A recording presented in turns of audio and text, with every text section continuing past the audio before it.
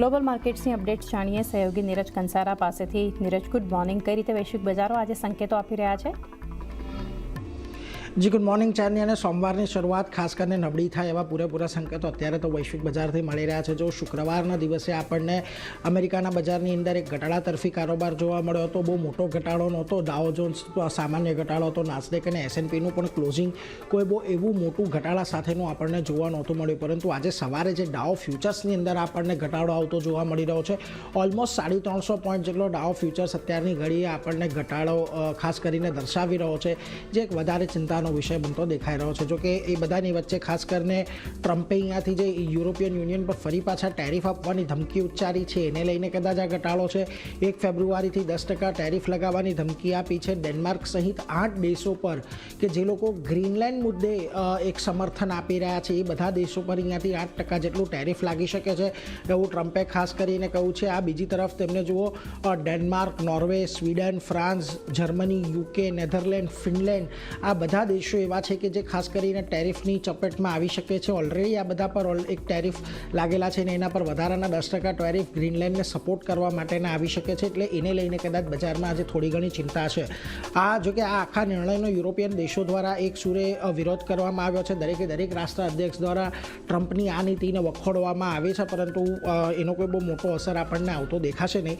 બીજી તરફ US અને યુરોપિયન યુનિયન ટ્રેડ ડીલની સ્થિતિ જોઈ લઈએ તો જુલાઈમાં ડીલમાં મોટાભાગે યુરોપિયન યુનિયનના સામાન પર 15% જેટલો ટેરિફ લાગશે એવી એક ડીલ થઈ હતી. અત્યારે પણ યુરોપિયન યુનિયનથી જે સ્ટીલ આવે છે, જે એલ્યુમિનિયમ આવે છે અમેરિકામાં, એના પર 50% ટેરિફ લાગે છે. અને હજી સુધી આજે યુરોપિયન યુનિયનનું પાર્લામેન્ટ છે, એણે આ જે ડીલ થઈ છે, ડીલને હજી સુધી મંજૂરી નથી આપી.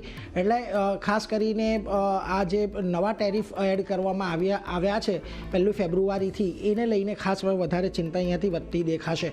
જો કે આ બધાની વચ્ચે હવે આવનારા ફેડ ચેરમેન કોણ હશે એના પર પણ અત્યારે ચર્ચાઓ ચાલુ છે. મે મહિનાની અંદર જે અત્યારના ફેડ ચેરમેન છે જેરોમ પોવેલ, એમનો કાર્યકાળ પૂર્ણ થાય છે. નવા ચેરમેનને લઈને હજુ સુધી કોઈ અધિકારિક નામ આપણને સામે આવતું જોવા નથી મળી રહ્યું.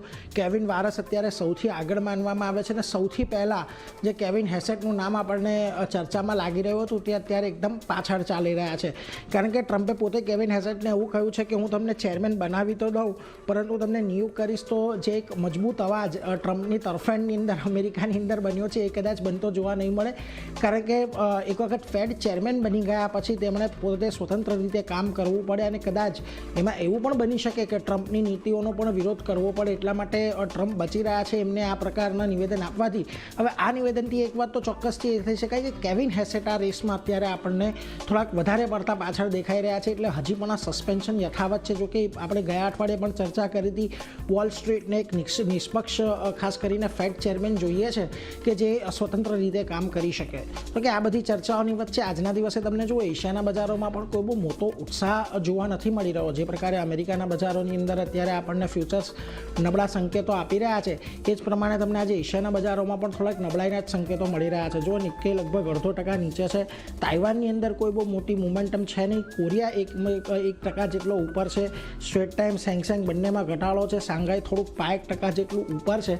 પરંતુ આ બધાની વચ્ચે આવો આજે તમે ખાસ કરીને ગિફ્ટ નિફ્ટી ઉપર, તો ત્યાં આગળ એક મોટા ઘટાડાના સંકેત છે. જો આપણે ગયા અઠવાડિયે કન્સિસ્ટન્ટલી કેશ લેવલ પર 25,600ના લેવલને આપણે ડિફેન્ડ કર્યું છે.